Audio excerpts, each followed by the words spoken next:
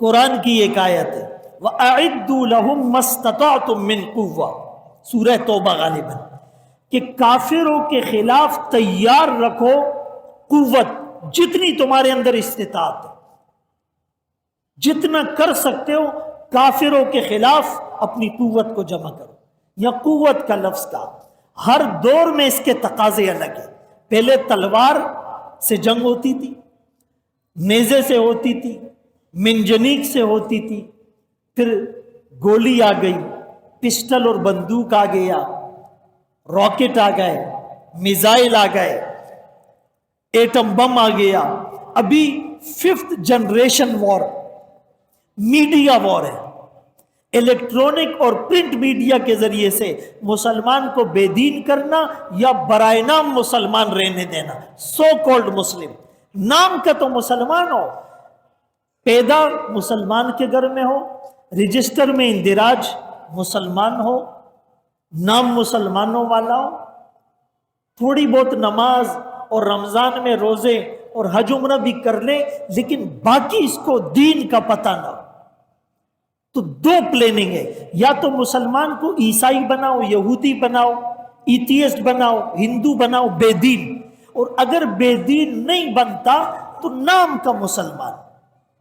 شور ہے ہو گئے دنیا سے مسلمان نابود، ہم یہ کہتے ہیں تھے بھی کہیں مسلم موجود، وضع میں تم ہو نصارا تو تمدن میں ہنود، یہ مسلمان ہے جنہیں دیکھ کے شرمائے ہوں۔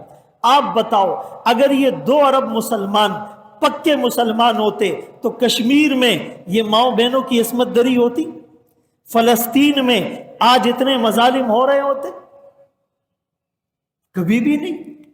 لیکن وہ نام کے مسلمان میرے اور آپ کی طرح، اور وہ اپنی سازش کو میڈیا کے ذریعے سے انجیکٹ کرتا ہے، ڈرامے، فلمیں، فیک نیوز لابی۔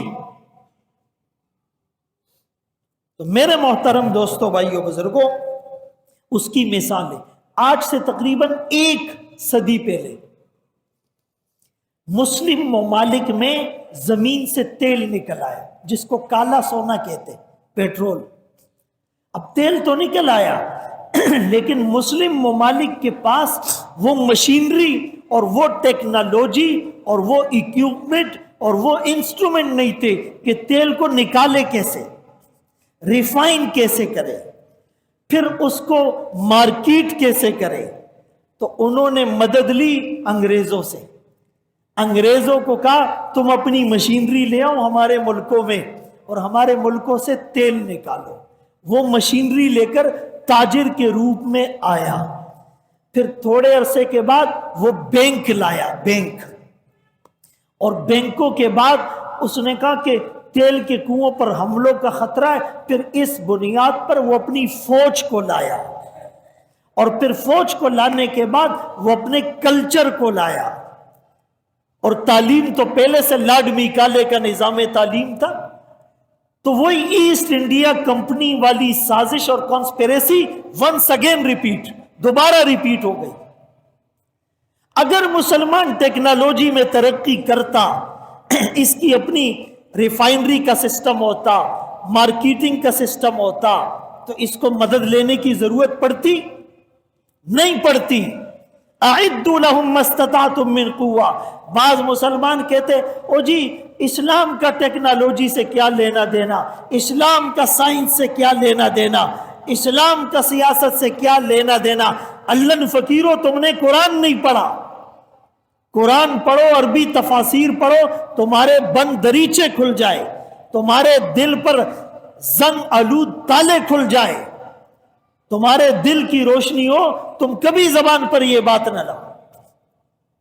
یہ پہلے جتنے سائنسدان گزرے ہیں، حکماء گزرے ہیں، سائنس کو، ریاضی کو، کیمیا کو، کیمسٹری اور بائیولوجی کو کون ایجاد کرتا تھا؟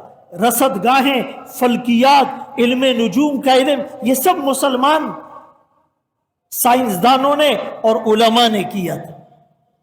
آج ایک تفریق پیدا کر دی گئی، وہ دنیاوی تعلیم کے پیچھے نہیں جانا۔ ہم کہتے دنیاوی تعلیم اسلامی ماحول میں دینا ضروری ہے۔ علم آدم الاسماء کلہا،